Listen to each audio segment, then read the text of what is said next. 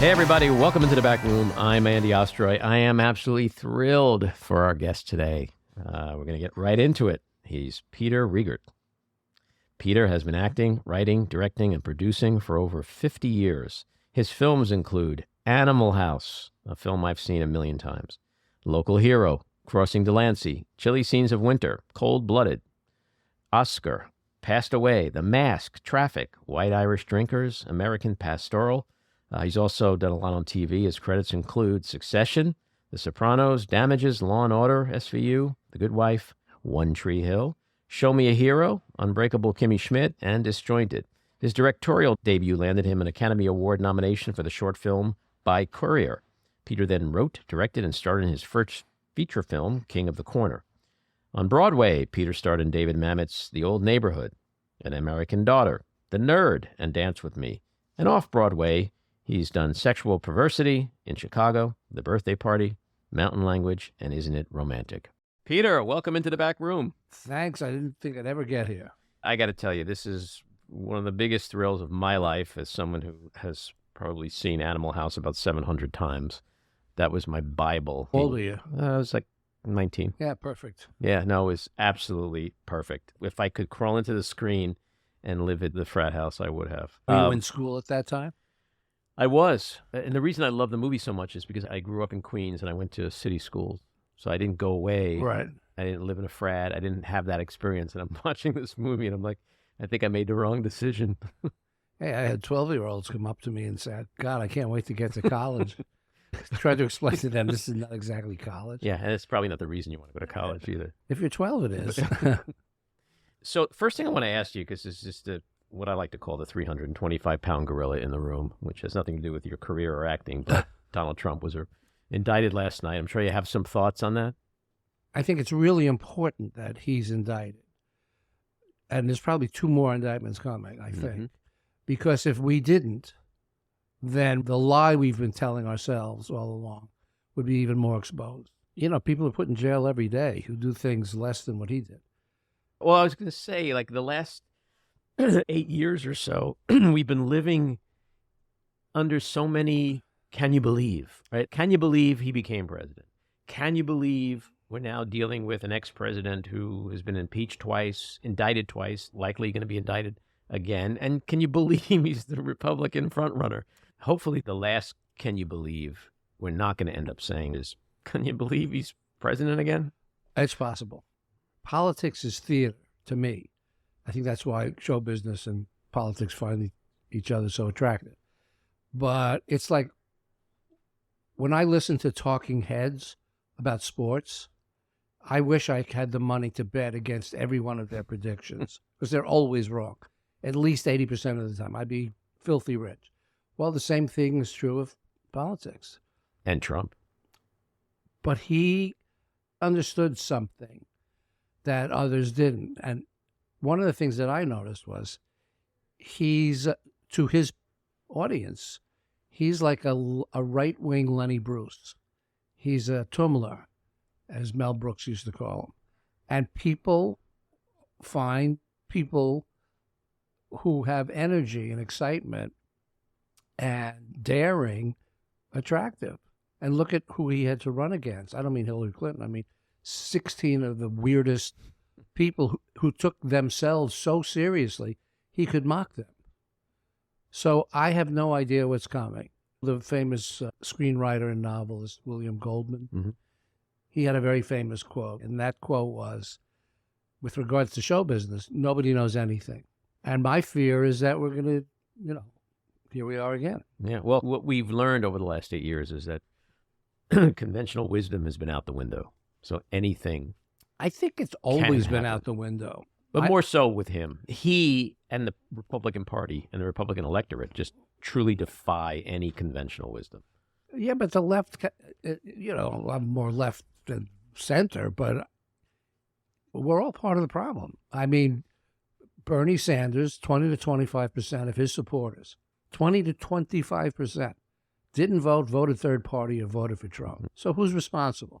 Don't get me started. Oh, yeah. On Bernie. Well, you've got this writer from Harvard who's running as a third party candidate, Cornel West.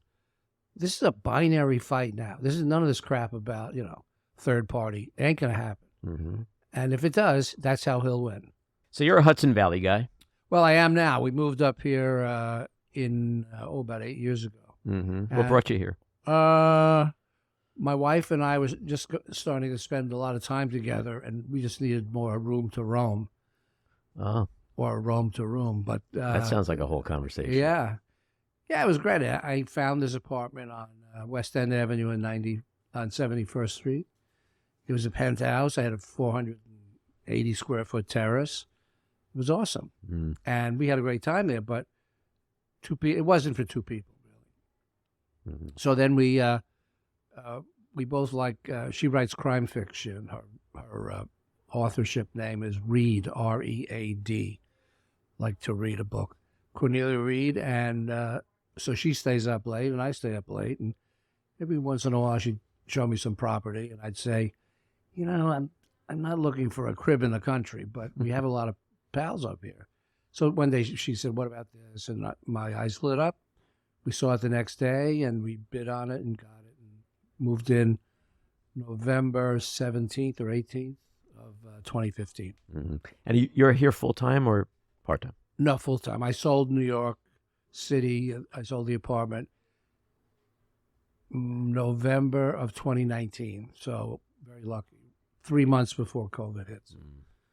That is a good time. Yeah, and I've been coming up here for a long time. My friends who've been up here 20 years, and it's a great part of the country, Hudson Valley.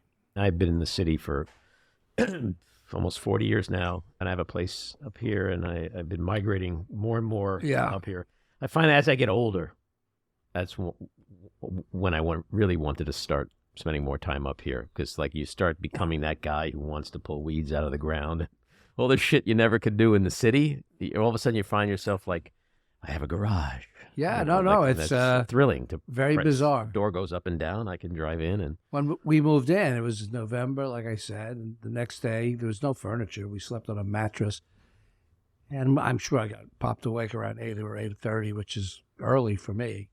And I looked outside, and indeed, we had bought this place because we closed the night before, and it was dark. So some friends came over and brought some caviar and champagne and everything. But still didn't know what we had. I looked outside and I went, "Oh my God, I'm the super." And my buddy of mine named Greg Quinn, who lives up here, said, and he's a farmer. Well, he can do everything. He's a writer. He's a farmer. Anyway, he said, "No, you're not the super. You're the contractor. You couldn't fix a toilet if your life depended upon it." I said, "Well, my wife probably could." But learning how to hire all these people who are the various craftspeople, carpenters, plumbers, electricians, it's really interesting. Yeah. I don't know about you, but the concept of owning land, even if you have a half acre, it's just like that old Woody Allen stand-up routine where he says, "My father left me a little patch of land," and he opens up his jacket and he has like a little patch. Little patch. Yeah. I go on my deck and I'm like, my land.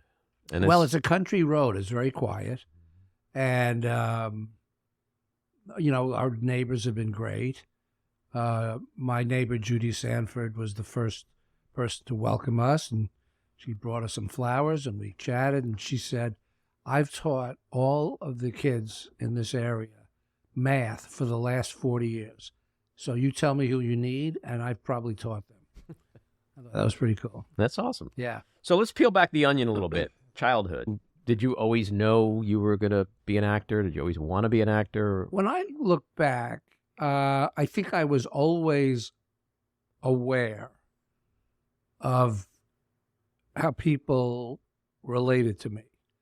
I know my parents, I was born in 47. So my dad was my dad? He was 32. My mom was 27. It was after the war. And we lived in the Bronx. And around 3, 4, 5, they'd take me to the circus, or they'd take me to a rodeo, and then or a baseball game, which to a kid is like the theater. And we moved out in 1954. to a town called Ardsley. It was actually Hartsdale, but I went to the Ardsley school system. And I just was lucky that they were taking me to everything culturally interesting. And I never thought about it one way or the other. I don't remember thinking I can do that, or is that a profession? I just love going to the movies, and I would imitate Charlie Chaplin or Groucho Marx or anybody. Because we had something back in those days called $1 Million Movie, which they'd show 9 times a week. Channel 11, right? Probably. And it was like your own film school. Now, I wasn't studying the cameras. I was studying and imitating what these people were doing because it was making me laugh. And I had a pretty good sense of humor. So I would say the answer is I don't remember thinking about doing it. I did a play in high school. I did a play in college. But nobody ever said, you should do this. My folks, their feeling was if you find something you love to do, then you're the luckiest person. But what that was, I didn't know. So I would say I made the decision to do this. I always call it an epiphany. I was working at a club on 56th and 6th Avenue called Downstairs at the Upstairs. If you played upstairs, it was upstairs at the downstairs. And I was serving drinks, and I think I made $70 that night. In 1970, $70 cash, that's a lot of money. And I had been teaching in Ocean Hill, Brownsville. I was a quasi-social worker for the University Settlement House on Eldridge and Rivington on the Lower East Side. And this particular New Year's Eve, I woke up the next day, and I was at my folks' house. They lived on 75th and West End. And I don't know why I didn't go back to the village, but it was 3 in the morning or 4 in the morning. And I used to live on Horatio Street. I don't even, the trains would have been running. The subways would have been running very regularly. So I schlepped up to where my folks were, and I got up the next day. And I literally, as my eyes, as the light broke my eyes, the thought, I'm going to be an actor, hit at the same time. So it wasn't like I was hearing a voice. It was a thought sewn to the magic of waking up. And I just followed that sound and that voice. Called a couple of friends of mine who I knew in college. How do you do this? And they said, how do you do what? And I said, well, I'm going to be an actor, so what do I need to do? And they said, I think it was Ron Silver, the actor Ronnie Silver. We went to college together. Excuse me. He said, well, you need a picture and a resume, so you should get that. And I said, of course, what's a picture? He said, it's called a headshot. I said, oh, where do you get one of these? He said, find someone with a camera who lives on your street. It doesn't matter. Just get a shot of your head. I said, okay, my head. And what about the resume? He said, well, on the resume, you put down all the things that you've done so that they can see your body of work. I said, Ronnie, I don't have a body of work. So everybody was telling me, just lie. And Ronnie said the same. Make it up. Invent your biography. I said, what do you mean? He said, invent a small theater company in a small town and give yourself the part of Laertes. And then just keep inventing these so it looks like you've been really busy. So creating your resume was technically your first acting gig. In a way. But my crazy mind, eventually I'm thinking, well, if everybody's lying, what if I tell the truth? So I had on my resume my name and maybe my phone, and then all the way down at the bottom, worked for Bella Abzug as an aide-de-camp, which I did in 1970, and the rest of it was blank. And my thinking was, it's going to look so ludicrous, it'll provoke a conversation. And if I get a job, it's going to be out of charm, not out of skill. I mean, I thought I had kind of some genius, skill. actually. Well, it turned out to be very helpful because that was I think I got an off-Broadway job in about 6 weeks. So by the middle of February, I got a phone call. It was a theater called the Omni Theater on 18th Street. I don't think it seated 25 people. And they said, would you like the job? I said, yeah, remind me which job it is. And they told me, and I showed up. And, off-Broadway, you have very little time to rehearse. But it was exciting. Here I am in show business. And I said, what is it about me that made you want to hire me?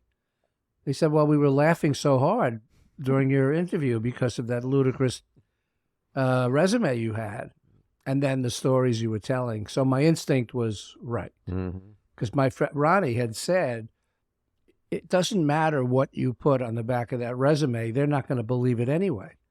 And I said, well, why do people do that? Well, it's been handed down for generations that you make this crap up. And none of them know who you are. They've never seen you before. They're not going to look at it and go, oh, what an impressive resume. They're going to go, oh, another lying kid from wherever. Well, they're calling you in on the look anyway, right? It's just the picture. That's what's... you can't parse why. To me, it's always interesting later when I get the job, and I don't ask until after the job is over, why me? Why, you have the pick of anybody. And those answers are always interesting. So it was your impressive body of work. Who knew? I lost so many jobs. So I want to ask you this question as a man of modest height myself. I saw, maybe it was IMDb or somewhere, your height was listed as 5'7" 3/4. So I'm wondering, did that come from you? Came from age. I think I was 5'8". But I wasn't being honest. You can tell I don't tell the truth about my. So it's just a work in progress. You're going to keep updating it as you. Yeah, you'll be able to tell how old I am. Where do you think you're going to land? In terms of height? Yeah, like the shorter, the longer. If I'm really short, it means I've been hanging around a long time. It resonated with me on another level. I don't know if you knew the actor, filmmaker Adrienne Shelley. Very much. Okay, she was my wife. And on her resume, she put, for her height, 6'1" minus exactly 1 foot. Excellent. That's the same approach that I had. Yeah. You've got to get their attention. Right. And not every producer, not every director, not anybody in any discipline is perfect. But I'm looking for the person who's going to connect and is going to be interested in having this experiment in terms of hiring me. But I've directed also. That's what you're always looking for. So did you know Adrienne? Did you ever work with her? No, I just knew of her story, which was, it was near where I used to live. So it was just heartbreaking to me. And obviously I feel terrible for you. But I thought how exciting it was, how the business was changing. Like when I've worked with a lot of women directors, I used to get questioned all the time. What's the difference? And I'd say, there is no difference. They're just different. If you could line up 10 men directors, they'd be different.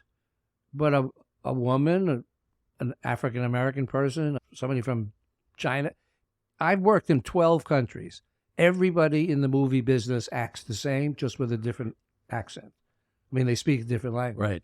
So I think it's an exciting time. And she was, part of that change that was coming. That couldn't have been easy. Yeah. Animal House, that was your big break? It was like your first or second project? It was my first national job. But I think you have to have endless numbers of breaks to keep going. You don't, at least in my experience, you just don't get a job that gets that much attention. They have to remember, Hollywood was not making movies about younger people, really. It was just starting to change in the 60s and 70s. But once Animal House came out, there were no pictures. I found 2 movies. It came out in July of 78. Maybe I found 2 movies. I did a movie with Joan Nicholson-Silver called Chilly Scenes of Winter. And I was doing plays in the city. So I felt very busy.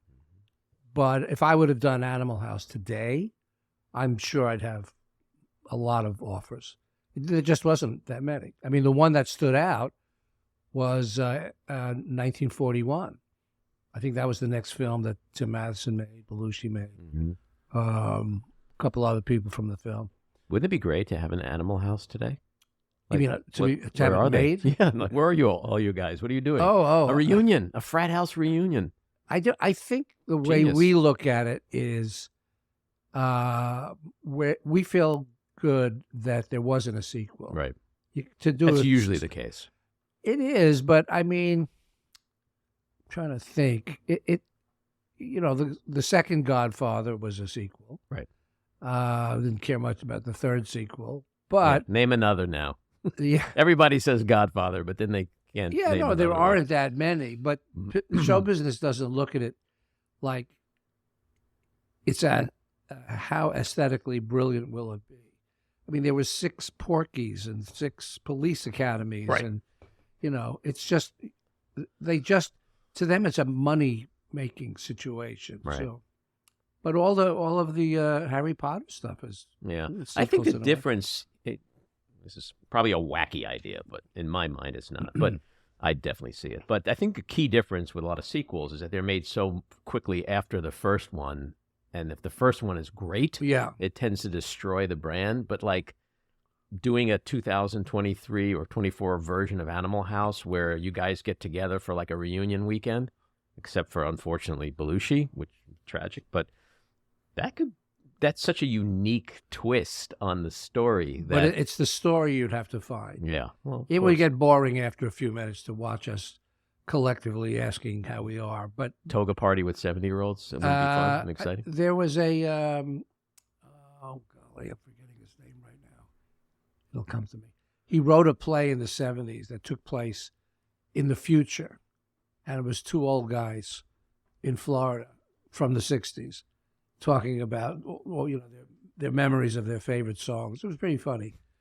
John Ford Noonan, he was the writer, and Mel Brooks, to me, has been doing that for years, the 2,000-year-old man. Right. But I worked with Martin Mull on a TV show called Dads. One of the funniest guys ever. Oh, my God.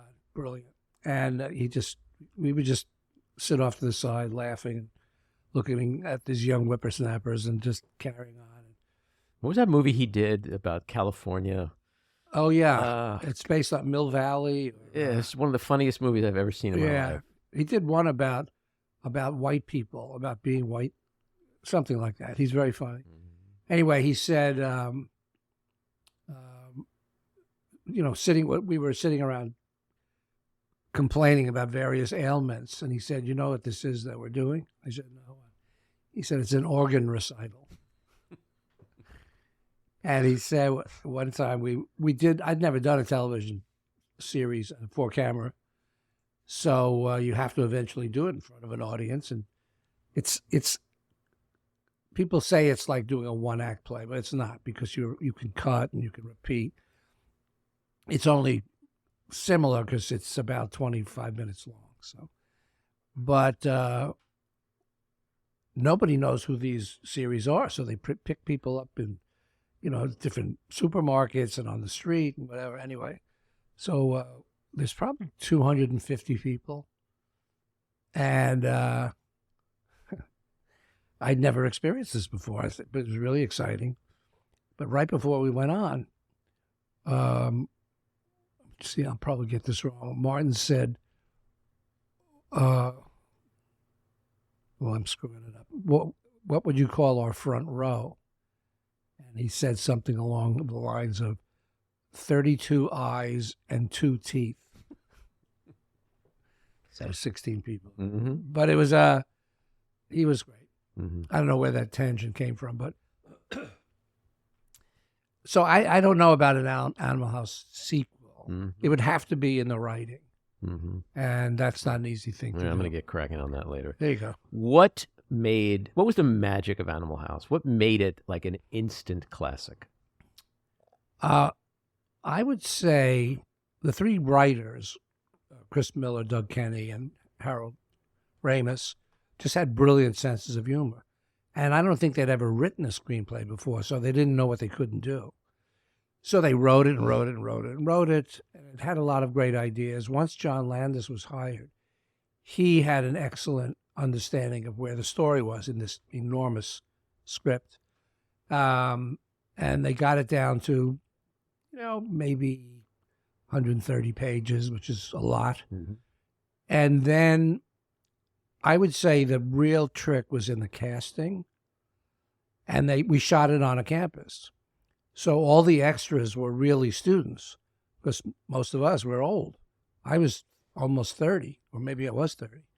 And Belushi was 27, Tim was 29, Karen was 26. So to make us look younger, they hired a lot of people who really were young. But I would say the secret is it's got to be the script and the casting. The casting illuminated the script. You can't make a bad script. You can make a bad script better, but you can screw up a really good script. And the rest of it, who knows? Also, it was set in a time, not in 1977. It was set in 1962, which is an innocent period. Right. It's why American Graffiti is set in 1962. Mm-hmm. It's like just a sealed past that had a certain innocence to it. And then it was, I don't know, it just captured, it was my generation wearing clothes and haircuts from that era. Right. I wasn't in a fraternity. And even Landis says that he wasn't making a movie about fraternities. He was making a movie about fraternalism. So the Animal House was this democratic organization that basically needed the dues. You didn't compete. There wasn't any, it was a little hazing, but it wasn't like, the other fraternities. So it was an anti-authoritarian story in which, when you're young, people like to project onto a story like that. Oh, that's me. Mm-hmm. And of course, there's a big difference between a fraternity and the Proud Boys, if you know what I mean. Right. Well, D-Day might have been in the Proud Boys. No, we're pretty. We believe that the Animal House had a consistent moral code and liberal slant. Well, it wasn't that so much. It's that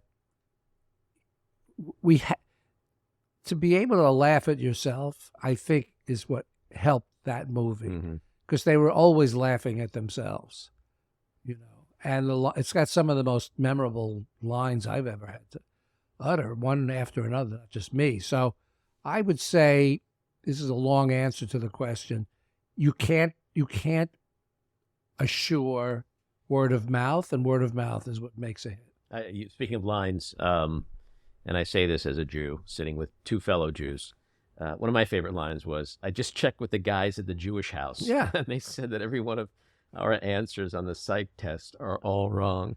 Well, that's a perfect example of a line that rings true in the culture. I mean, a lot of the kids who first went were college kids. I mean, that was their natural audience. Mm-hmm. I think the first test with an audience was in Denver, and that was Denver of '77, I believe. And they had let people. There was a convention of fraternities and sororities in town, so that's who they brought to the film. And the noise, what I remember is John Landis playing me the tape that he had made of that audience. Now, you couldn't hear anything. Occasionally you'd hear the music. I said, "My God, what is that?" He said, "That's the sound of a cash register." You mentioned the cast before, and it was a brilliant cast. And I could talk to you probably for 3 hours about the cast alone, but this is like your first big job. You're working with Donald Sutherland, who at the time was a huge, successful, highly acclaimed actor. You're working with John Belushi, who was an instant legend, right? Tom Hulce, Kevin Bacon, Karen Allen, who to this day I still say in that movie is one of the most beautiful women I have ever seen. Yeah, absolutely. And for you as, a 30-year-old kid getting your first big break, like working on that film, it was probably just a magical experience, was it not? Well, I always tell people, "Did you have a good time at the movie?" And they go, "Oh my God, it was so funny." I said, "The movie's about an hour and 40 minutes. They go, "Yeah, my God, it was hysterical." He said, "Okay, that's what we did every day for 7 weeks. It was like the movie." They just had to turn the camera on. What was it like working with Belushi? I knew John before he became John Belushi. He was another actor. I met him through a friend of mine in 1973, near where I used to live, outside the corner bistro down the Village. And he was just another actor looking for work. I saw him perform in the show Lemmings. Mm-hmm. You know, he's obviously talented. So was he always on? Not really. I don't remember that. Mm-hmm. If he were in a group, he probably would tend to be on. Mm-hmm. But his ballast was his wife, Judy. Right. And Landis did a really interesting thing. We were supposed to be in Eugene, Oregon for a week to, prepare. And all we did was get together and have some laughs. But in the beginning, he had a dinner. And it was all of the guys in the Animal House. None of us had had our hair cut yet to be in the era. So people had beards and long hair. And we were it was like Gunfight at the OK Corral. You could see actors going, oh, you're playing that part and you're playing OK. And everyone was fearless. There's nobody there who said, oh, my God, maybe they did. It was Karen's first film. It was Jamie Widow's first film. About 5 people, it was their first film. Kevin Bacon's first film. And it was my first feature. But I'd been going to movies forever and thinking about doing this. Right. John had a dinner. Landis had a dinner. And we all kind of fell in love with each other. We recognized who's going to be playing each character. And so that was my experience with John. And Saturday Night Live had been on for 2.5 years, maybe, 75, and we shot it in 77. So we were all thrilled to have John there because we loved the show and everything.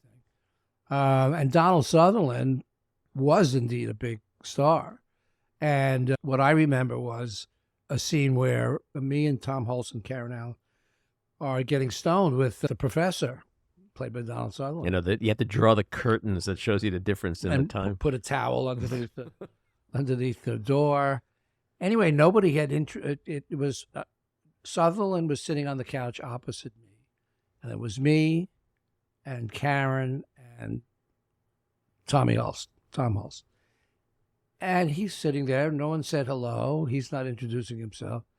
And I'm thinking, this is okay. It's no big deal. He's an actor. You're an actor. It's not a problem. He's getting paid. You're getting paid. Don't worry about it. Oh, my God, it's so exciting to meet you. I can't, like that. So that was my first experience with a big name. But you can only be in awe for about 5 minutes, and then the camera's rolling, and you're going to do your best. So if anything, it made me feel like I could be here because he was there.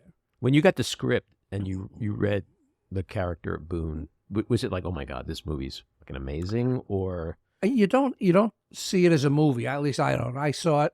It was just the material. I literally fell out of bed when the horse died.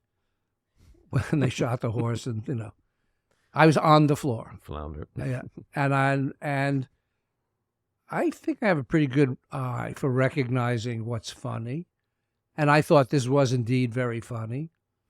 And did you see Boone as the soul of the story, in a way?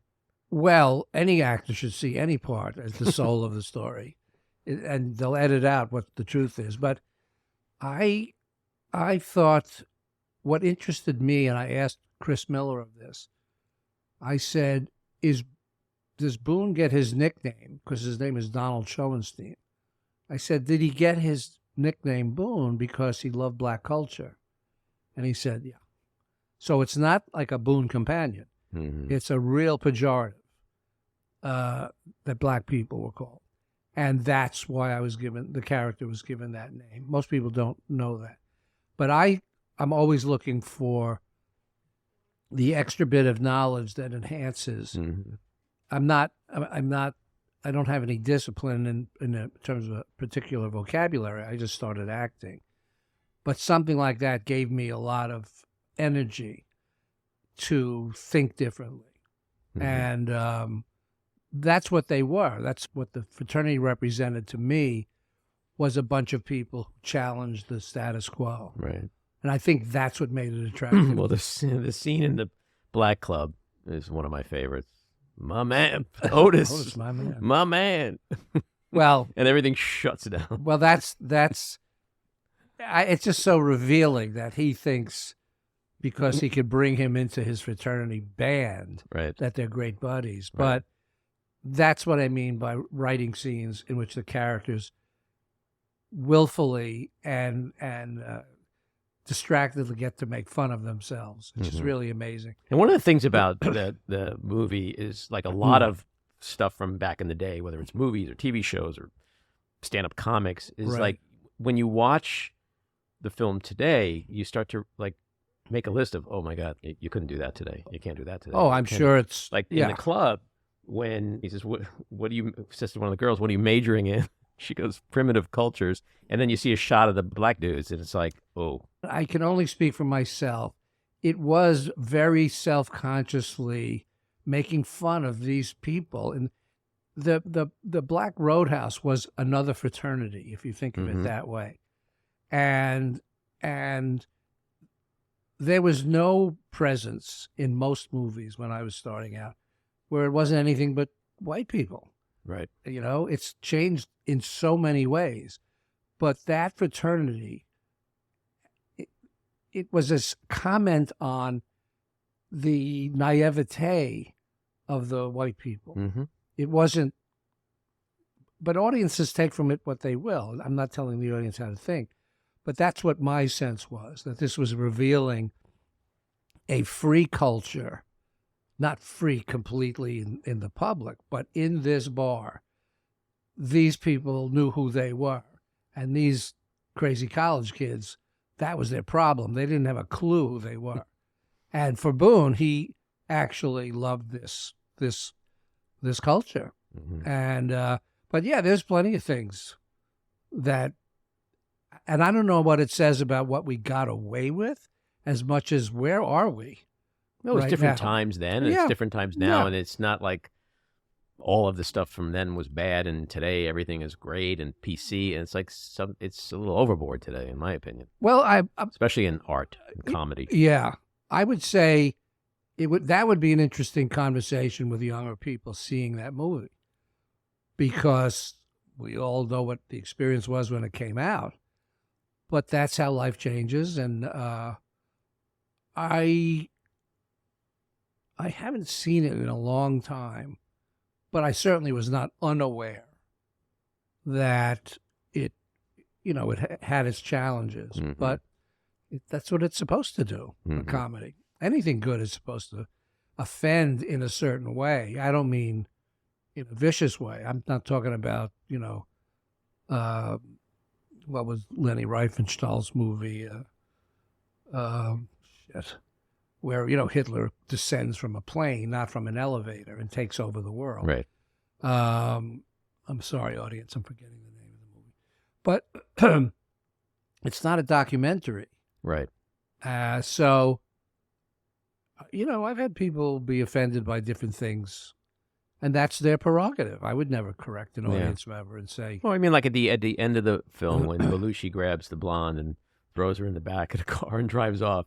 Like, if I was watching that with my 19-year-old daughter today, she'd be like, "That you what? Like, Yeah. me too?" Yeah. Like, but it's comedy, and then you see them riding off into the sunset together and everything's great. she It's like, becomes the senator's wife. well, the end credits are absolutely amazing and brilliant.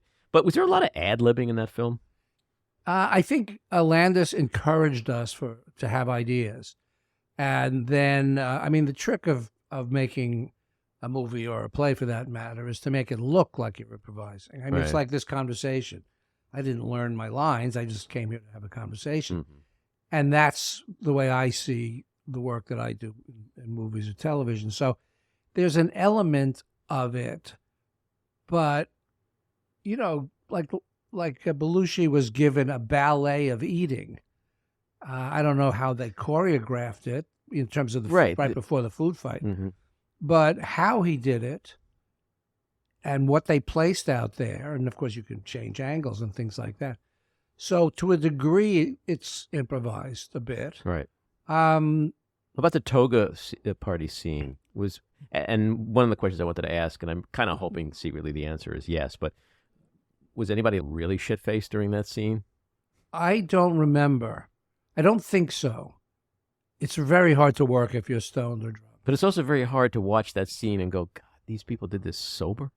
Well, the trick is to make it... Acting, right? Yeah, that's exactly right. The scene where we're standing next to the jukebox and banging into each other and singing Louie Louie. In a way, it's improvised. You know, here's the scene. This is what we're going to be doing. And the body language, you know, John's banging his head into my shoulder. You know, it's got a sense of improv to it rather than just delivering lines. That's my sense of when work is good. And Belushi, when he says the word shit, it's like shit. Yeah, there's a T at the end. And he does that a few, so one would assume that wasn't written into the script, that's just a Belushi. That's John. That's John. Yeah. So to your point, it's just a lot of stuff like that yeah. Each actor might have brought to the... I think so. You make a meal of what you've got. And that's what I've tried to do. You know, it's not just a line. And that's why it's well cast. You're casting actors whose delivery of their lines is memorable. And I can't remember. I mean, John Landis had asked us to all come up with bits, whatever we wanted to do, because he needed, you know, we wanted to see what he had. And, you know, Jamie Widows could juggle. Bruce McGill could play his under his chin like an instrument, and everybody could do something. And I know for me, I saw what the other actors were doing, and I thought, well, I've got to do the opposite, which is nothing. So that I was going to try and find the lower register, but I had these great lines, and you know, it all depends on your delivery. But the response to, do you mind if we dance with your dates? Why, no, not at all. Go right ahead. I mean, I was sitting on gold. And it was how I was going to deliver the line. But I don't remember practicing saying it a certain way. The actor that I was acting against was an actor who'd been going to University of Oregon. I don't know if he's on the basketball team, but he was huge. And he'd never worked in front of a camera before, so he was very nervous.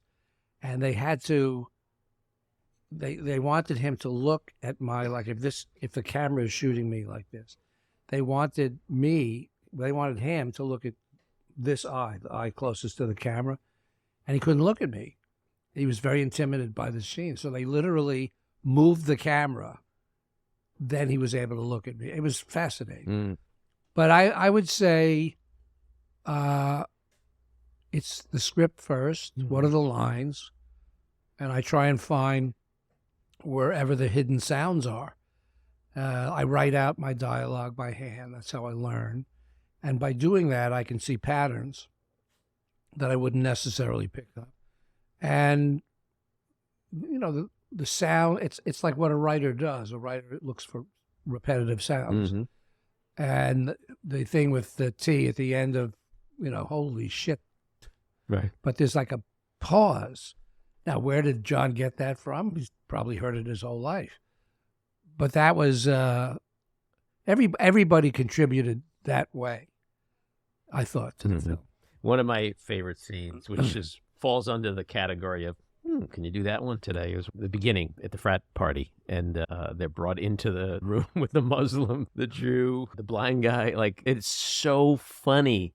Because the concept of that is like, this is the loser section, right? Right. And it's so obvious what's happening. But then, like... But look at which fraternity it was. It was the stormtrooper. Right. You know, right.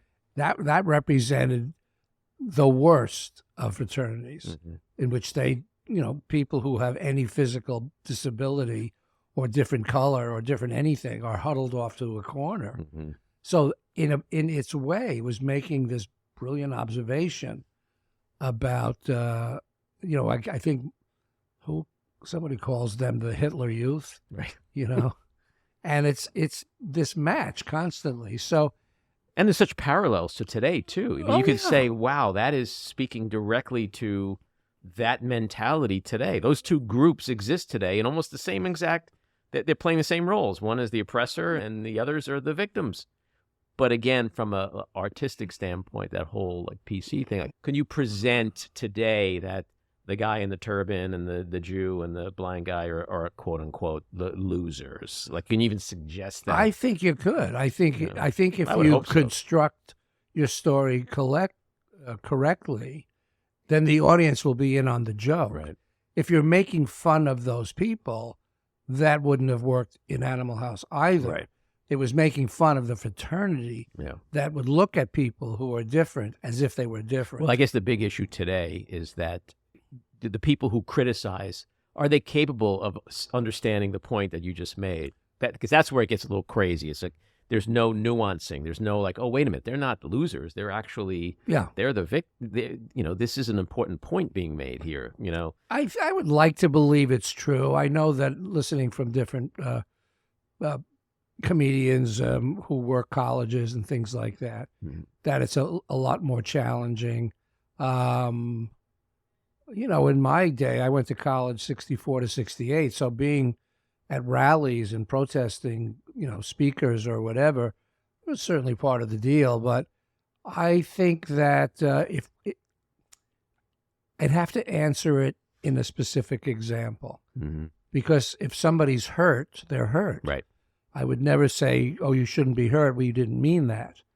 I remember seeing an interview with a woman from the Illini Nation outside of Chicago, or maybe it's part of, anyway, she was taking her son to a basketball game. He'd been hoping to see a college game, and she saved up her money and took her son to this, you know, University of Illinois game. And they have a white kid dressed as an Indian playing Chief Illini. And she went to the head of the school. First, she wrote a letter, and they wrote back and said, we don't mean to, you know, offend her. And she kept writing back and trying to find people. And she's saying, you're making fun of my people. We don't dance like that. Right. We don't look like that. That's, you know, anyway, she finally got a meeting with the dean. And he tried to explain. And she said, excuse me, what part of ouch don't you understand? I'm telling you, this hurts my people. Now, I think that's true of the arts. I think you can offend somebody, but you have to risk that, I think, in order to tell the story. But there's also a movement that goes right to your point. One parent can have a book banned from a school. Right. We're in the middle of book burning. It's called book banning, but I've read my history. I know one precedes the other. And there's an example where we've lost control. If one person can dictate to an entire school, you know, first of all, it's like an old Lenny Bruce routine when he was talking about homosexuals being thrown in jail. And he used to do this whole bit in which he'd say, so let me see if I got this straight. You're going to go to a bar where all these gay people are, and you're going to arrest them, and you're going to put them in a prison with the same sex. I don't think they think this is a bad thing. So that's funny, but I see your point, right? But the same thing is true. There's always a corollary to what you think is the right way. Well, we had Judd Apatow on this podcast a while back, and I had the same conversation with him about, you know, can you do certain things in comedy that were done 30, 40 years ago? And I said, you know, I'm a big Richard Pryor fan, and one of my favorite bits that Pryor had done was a stuttering Chinese waiter. I don't remember. And I said, it's hilarious, but could a comedian do that today? And he goes, I don't know. He goes, but I'm sure it would be very hurtful to Chinese people. Yeah. And that's where we're at today, is that back then you laughed and you didn't go to that place of, is somebody going to be upset about this? Whereas today, and maybe it's on steroids, but we're so acutely aware of the impact of the material potentially. But that leads to the point you made about just all it takes is one person to exploit that, And now we're denied books and movies and God knows what else. Yeah, I think it helps, at least me, it helps me understand how complicated this is. I would never say to somebody, you have no right to feel badly about something I've done. But if you see the opposite side, they seem to have no sense of hurt. They seem to only want to inflict hurt. Right. And so we're in this strange place. The problem is, how do we end up talking together instead of, Right. I know what people who think similarly to me are going to think, but I'm trying to convince the other person to rethink, and let them try and convince me. So it's really challenging. Your question's really challenging, but people still like to laugh. Yeah. It's a different, I think with comedy, that's the tricky space. With drama, I think you can go to places much easier than you can do comedy today. But I want to switch gears because we got a few romantics in the room. So I want to talk about Crossing DELANCEY, which when she said the hat, it was as if I was there with you when you bought it, and you said you were. Yeah. Like, what a line. What a line. And that was Susan Schachter wrote the play, and Joan Micklin Silver was the director, is a very good guide for dialogue. She also casts. I know her daughter, Claudia. Yeah. She also casts brilliantly. And yes, it's a very romantic story. Did you think you had it in you to play that kind of a role? I learned early on, if somebody thinks I'm the guy, I'm the guy. Go along with it. You bet.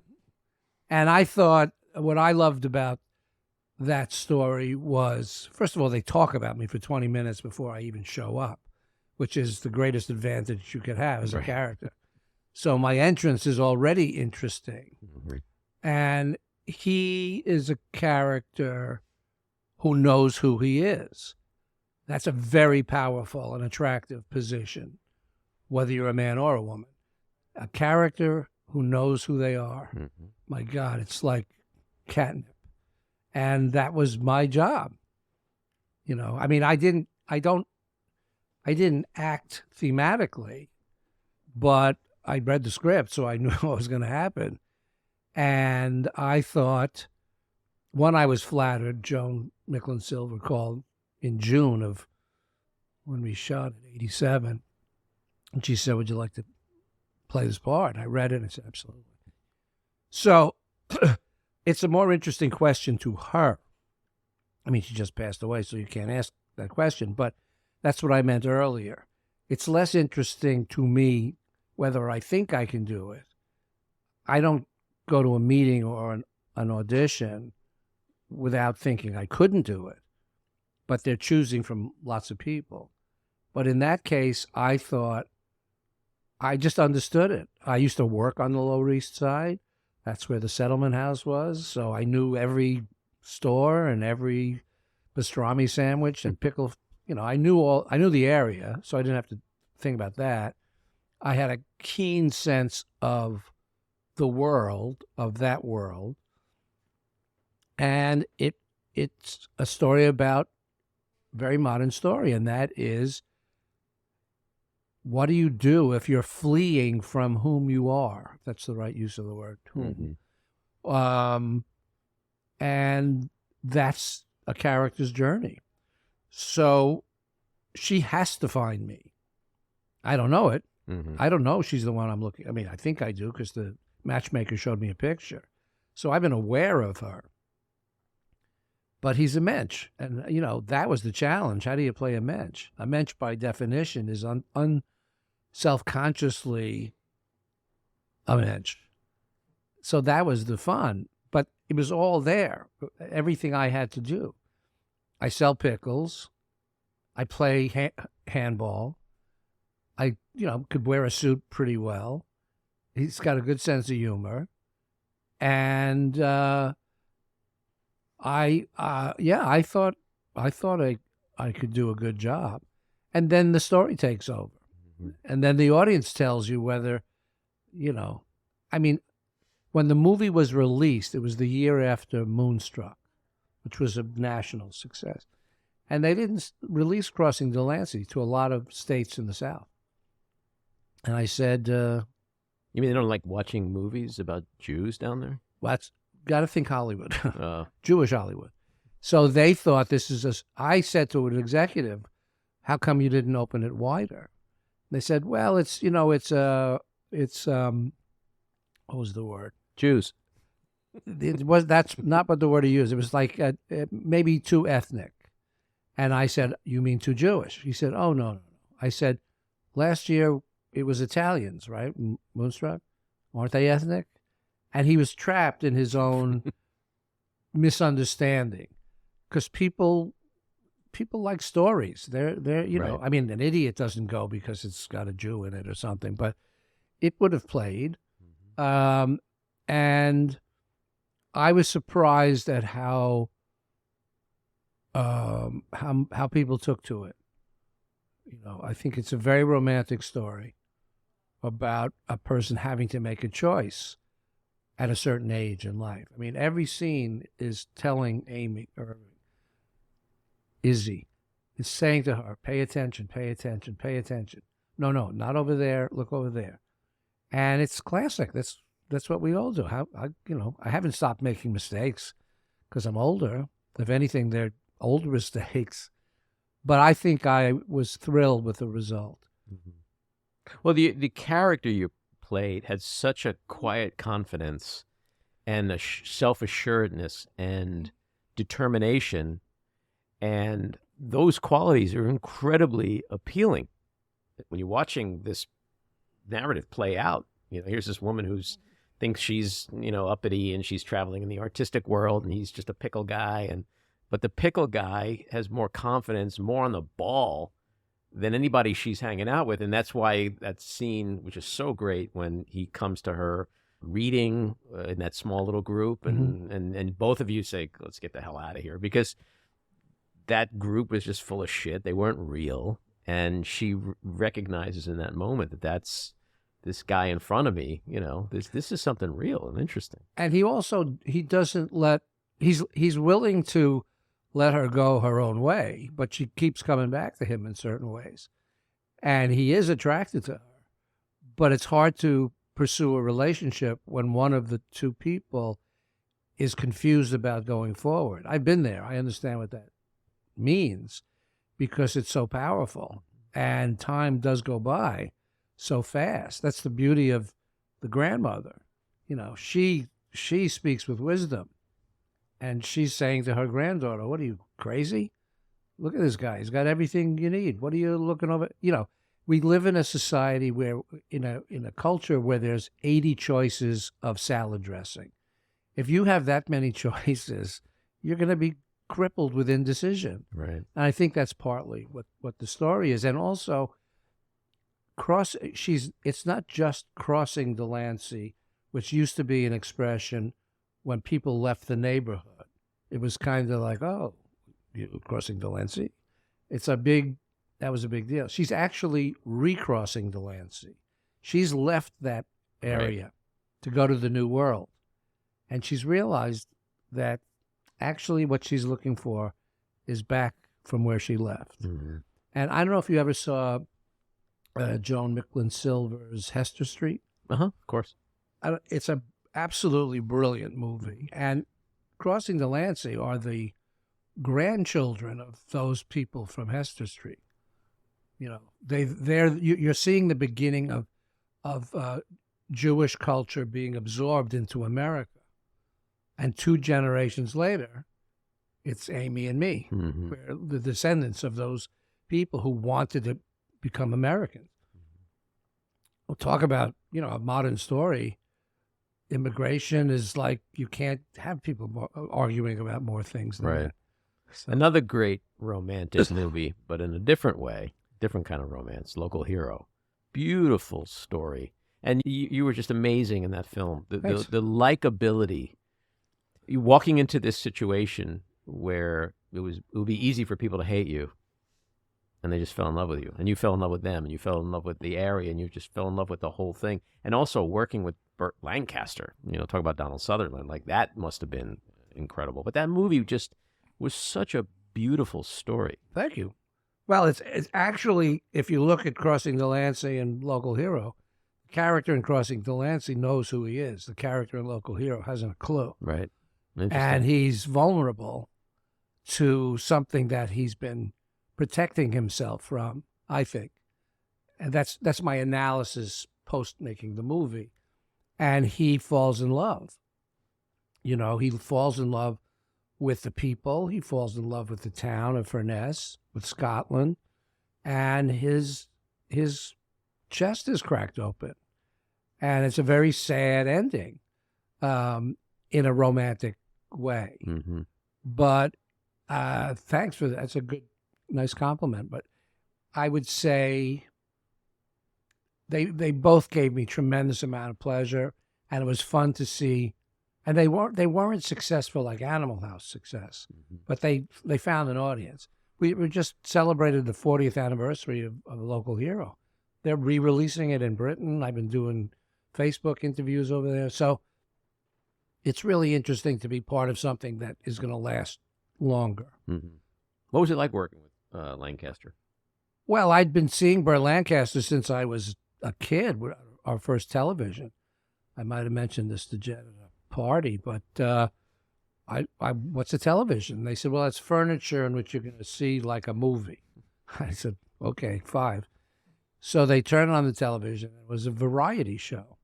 I don't think it was the Ed Sullivan Show, but it was a variety show.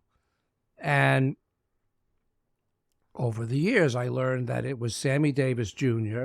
doing an impression of Burt Lancaster arguing with Kirk Douglas. And my folks, who knew who all these people were hysterical. And I was laughing, but I was laughing because my folks were laughing. Laughter can be so infectious. So I said, why is this funny? So they tried to explain to me what a mimic does, or what a ventriloquist does, or what a voice mimic does, an impressionist. And she said, here are these, and why are these two guys funny? And said, well, they're big movie stars, and they compete for jobs. Anyway, that was my first introduction to Burt Lancaster. And then I saw him lots of movies. I went to the March on Washington with Martin Luther King's I Have a Dream speech. I was 16. Normally, my folks would have gone. I don't know why they stayed home. But when I got home, they told me, you made history today. And I said, well, how do you know that? And they explained from their point of view why this is a signal moment. And they mentioned who was there. Anyway, when I was making Local Hero, I said to Lancaster, were you there? Is that true? Because I told him this same story. And he said, yeah, he was in Paris and around Paris making a movie called The Train with Paul Scofield. It was a World War II film. And he gathered 2,000 signatures of Americans living in and around Paris, whether they were expatriates or they were working there. And he brought it to the March on Washington to give to Martin Luther King, who used to stay with Burt Lancaster when King had to be in Los Angeles. Mm-hmm. Lancaster was a big ACLU guy, very political. So I had to, my relationship to his character was to be in awe. So Burt Lancaster, I don't have to work too hard at being in awe. So it was great. Mm-hmm. And it was at the sort of the end-ish of his career, I think right? He had a few more years maybe after that. One more film. I think he did the baseball movie with Kevin Costner, Field of Dreams. Mm-hmm. Oh, I forgot he was in it. Yeah, I don't think he's so memorable in anything he does. Yeah. But it was, when you meet somebody you admire like that, you have about an hour to genuflect, and then you got to be an actor. Mm-hmm. And the last thing he wanted was for me to be in awe. So it was great going eye to eye with him. That was a thrill. The great scene in that movie for me was when you are talking with Gordon, because he's the innkeeper, and then you guys go to meet the accountant. That's Gordon. And it's like you realize in that moment, like, this is this small little town. Like, Yeah. Gordon's got like 9 jobs, and it's just such a sweet portrayal of this character. That he's also the guy with his sleeves rolled up, bringing you your drink and your food. And I think for me, that was like a moment I thought that your character started to really fall in love with that town I and the think people. that's a good example of a place where that would happen. And that's the thing. Since you're shooting out of order, which I like to do, Mhm. I don't feel any need to shoot in real time order. But I knew my job was really to let everything new catch my attention, because that's the story. This is the story of somebody who doesn't pay attention to somebody who does. And that's a great, that's Dennis Lawson, who plays that character. And I can't even pronounce his name correctly. I keep calling him Urquhart or Arguhart. And the surprise, that's probably one of the first surprises, that something is different here. And when we're in the fog and we go to sleep, and right before we go to sleep, I think I have a line that says, "Where are we?" And basically, that's a pretty good question. Where am I? Especially if you're struggling. So I would say that, yeah, that's probably a good first example where Mac notices this is a little different. I don't think he's that aware yet. But if you notice, there's a guy banging on the ceiling. And that was just stuff that was added later, because I acted as if this guy was still, I can't remember if it was a direction by Bill Forsyth, but the details in that movie, that's where the fun is in any project. And the music was great. Mark Knopfler. A lot of people don't know about that. In our final moments, I got a couple other questions. Do you have a favorite role that you've done? Local Hero probably is the best example of what I do at its best. I traveled to another country. Every day was filled with more excitement, and the trick for me was to let my natural curiosity go to work. And I knew Bill. In other words, I'm being transformed by a view, by skyline, by light, by people. And I knew how good this director was. In order for the audience to understand that I'm being affected, they have to see what I'm looking at. So when you see strange people and you see me, it's like the kid on the motorcycle. There's always something going on to attract my attention away from what I think life is. So that's what makes Local Heroes stand out. But I approach every job as if it's the best thing since cream cheese, because I mean, I've done jobs where you can sort of feel, well, all right, they're not, I don't know how this got approved, but I got to pay the rent, right? Kind of thing. So it's hard to single one out, but that's probably the best example of me at my best, I think. Is there a role that you didn't play that you've always fantasized, like in a perfect world, if you could pull the strings like Don Corleone, or like, is there a role you looked at and like, my God, I wish I could have had that? I can't think of too many. I certainly have looked at parts and wondered, I wonder what I would have done with that. Less out of jealousy than curiosity. Right. I might have made a different choice. And that's just a casting question. Somebody has to see you. That's the hardest part about show business. There's so many people to choose from. There's so many salad dressings. How do you pick the right one? And I've always thought of myself as, since I didn't study with anybody, my contribution is like value added. I'll add something that you didn't see in the script. And that's the way I mean, I'm not looking for the jewels you can't find if you've written it or directed it, but I'm giving something that I find interesting, and then they cut it or don't cut it. Mm-hmm. You know, that's the fun part. So I love what I do. I love working. I've written a little bit. I've directed some. The fact that I'm still doing it is always mind-blowing to me, Mm-hmm. because it's 50-odd years now. So, and I think my skills are as great, if not greater than they were. But as you get older, the parts are fewer and the competition is greater. So who knows? You know. And you've done a lot, obviously, in film. We've talked about, you've done theater. You've done a lot in TV, Sopranos, Succession, Good Wife, One Tree Hill with my friend and partner in the candy store here, Hillary Burton. Oh, yeah. But do you have, I know this is kind of like a, who's your favorite child kind of thing, but, and also 80 different salad dressings, but do you have a preference for TV, for film, for theater, or is it all just a different high for you? There's nothing more exhilarating than a play. Being in front of a live audience, there's just no way to describe it. The challenge of a movie is you can't play past the camera, because the alchemy happens in a different way.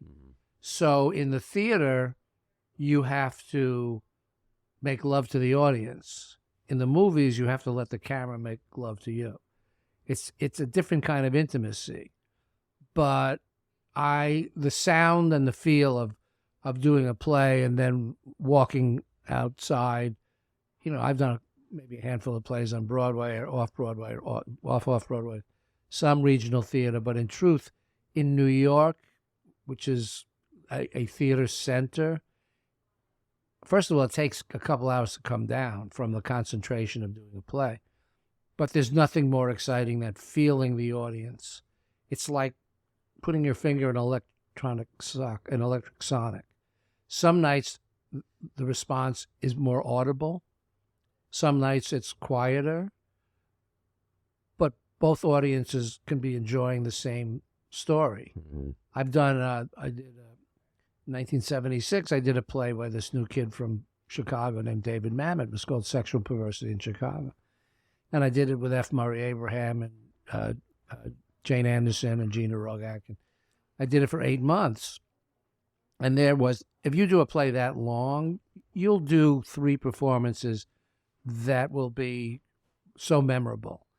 And there was one particular night, it seemed like everything every actor did, I certainly felt that way about myself. Every breath I took, everywhere I put my finger, every pause I made, every gesture, it was just endless waves of hysteria. Mm-hmm. And the next night, it was quiet. Now, there was some laughter, but it was an attentive audience rather than a laughing audience. And F. Murray Abraham's friend, the great actor Jimmy Coco, came backstage. And the dressing rooms at the Cherry Lane Theater on Commerce Street in the Village, very small, maybe you're 5'8". And Jimmy Coco came backstage to say hi to Murray, and Murray introduced me. And my memory is, at the same time Murray and I said, "Oh, you should have been here last night." And I don't think we got the sentence finished. And Jimmy Coco pushed us against the wall.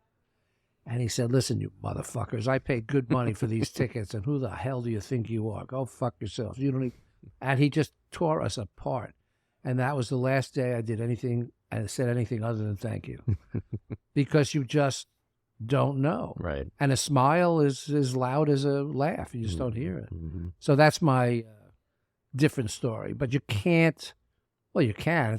I don't think it's particularly good acting, but watching film actors, how they make things, with the script, it's a real challenge. But like in Local Hero and Crossing Delancey, actually, and a couple other films I've done, the laughter is there, but it's the audience who tells you. Like if you do a play, you have 4 weeks of rehearsal, and then you have a week of previews.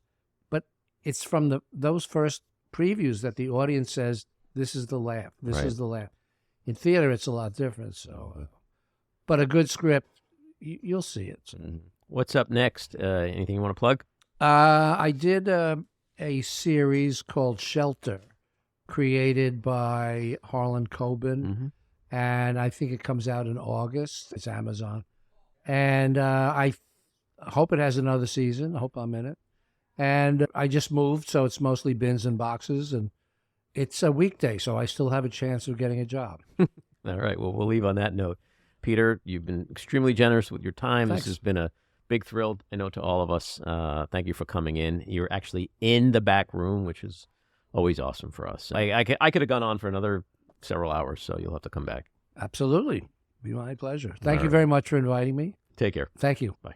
That's episode 84. If you like what you've been hearing, and even if you don't, let us know. We appreciate the feedback. You can leave us a message at 845-307-7446, email us at backroomandy@gmail.com, or tweet to me at Andy Ostroy. And when you listen, please take a quick moment to rate and review. It's very helpful. Also, follow or subscribe, and you'll be notified of every time we post a new episode. I want to thank my co-producer, engineer, and editor, Maddie Rosenberg, associate producer, Jen Hammoud, Cricket Langell for our artwork, Andy Hollander for our kick-ass music, Patricia Wind and the Epicurean for the Backroom Studio, and a big thank you again to our guest, Peter Riegert. So keep your eyes on Washington, Hollywood, and your own backyards, and we hope you'll join us again next time. Have a great week.